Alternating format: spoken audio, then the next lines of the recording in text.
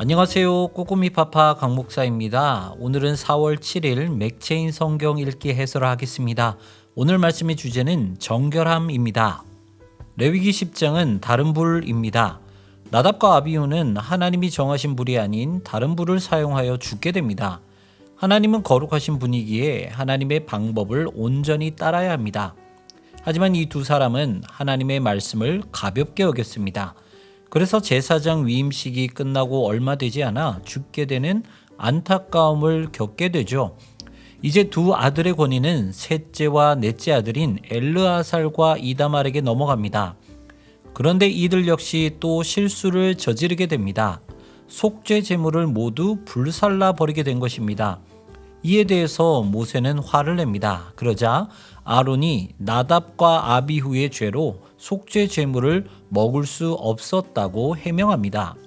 잠언 25장은 합당한 말입니다. 거룩한 삶은 관계와 연결되어 있습니다. 그래서 스스로 높이지 말고 사람들 앞에서 항상 겸손해야 합니다. 급한 마음으로 다투지 말아야 하고 신중히 듣고 합당한 말을 해야 합니다. 부드럽게 말하고 오래 참아야 하며 모든 것을 절제할 줄 알아야 합니다. 이웃에 대해 거짓 증언해서도 안 되고 원수의 공경을 보고 좋아하지도 말고 도와주어야 합니다. 자기 영광을 위해 살지 말고 자기의 마음을 항상 통제할 줄 알아야 합니다. 시편 11편과 12편은 도우시는 하나님입니다. 성도가 하나님께 나아가야 하는 이유는 하나님은 정말 좋으신 분이기 때문입니다. 악인을 미워하시고 의로운 자를 사랑하시며 아첨한 자를 끊으시고 정직한 자를 높이십니다. 하나님은 가련한 자들의 눌림과 궁핍한 자들의 탄식을 들으시고 그들을 안전하게 하십니다. 비록 세상은 하나님 이외의 것에서 도움을 구하지만 성도는 오직 하나님께 도움을 구합니다. 그렇기 때문에 우리는 하나님이 가르쳐 주신 방법대로 부지런히 나아가야 하는 것입니다. 데살로니가 전서 4장은 바른 신앙입니다. 데살로니가 교인들은 예수님께서 곧 재림하실 거라 생각했습니다. 그래서 성도의 죽음을 보며 불안해했습니다. 하지만 바울은 죽은 자는 살아나서 산자와 함께 영광을 얻게 될 것이다 라고 말합니다.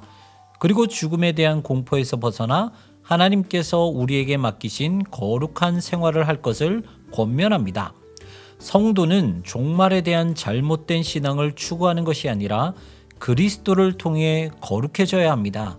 왜냐하면 하나님의 부르심은 우리를 거룩하게 하심이기 때문입니다. 하나님이 좋아하시겠지라고 생각하는 것은 하나님의 뜻이 아니라 나의 뜻입니다. 그리고 그것은 하나님 앞에 거룩함으로 나아가는 것이 아닙니다.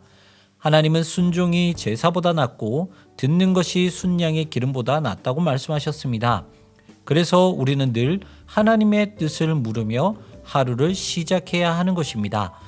오늘도 하나님의 뜻을 묻고 하나님의 뜻대로 순종하시는 여러분 되기를 소망합니다. 지금까지 꼬꼬미 파파 강 목사였습니다. 내일 다시 만나요.